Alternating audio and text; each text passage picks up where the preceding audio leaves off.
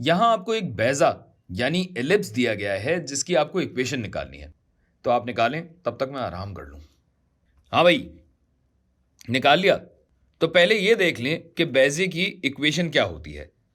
अगर बेजे का मरकज यानी सेंटर हो h, k और अगर निस्फ कतर आप देखें अर्ज में, अगर ये अर्ज में निस्फ कतर हो a यानी हॉरिजॉन्टल रेडियस, इसका मैं रंग बदल दूं ताकि ज़्यादा इख्तिलाज ना हो आपको, इख्तिलाज।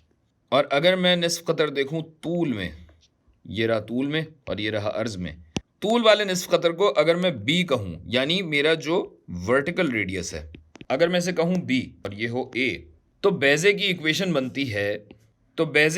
बनती है, x माइनस h का कुल स्क्वायर बटा a जमा x माइनस k जमा y माइनस k कुल स्क्वायर बटा b बराबर होगा 1 के।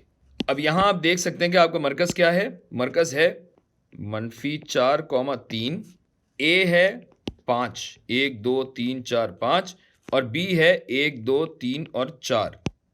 लिहाजा ये इक्वेशन बनी x माइनस -4 बटा a जो कि है 5 जमा y माइनस 3 इसका होल स्क्वायर है बटा 4 बराबर है 1 के। ये भी स्क्वायर होगा वैसे, और अगर मैं ये ब्रैकेट खोलना चाहूं तो माइनस माइनस हो जाता प्लस, यानी x प्लस 4, ये हजरत भी हटेंगे, x प्लस 4 का स्क्वायर बटा 5 प्लस y माइनस 3 का कुल स्क्वायर बटा 16। अच्छा, मैंने एक गड़बड़ कर दी यहाँ, ये स्क्वायर होता है असल में, यानी ये हो जाएगा 5 का स्क्वायर 25, 4 का स्क्वायर 16। ऐसी बेवकूफ़ियों से आप भी परहेज करें, अगली वीडियो से मैं भी परहेज करूंगा। लेकिन ये आपके पास इक्वेशन आ गई इस बेजे की।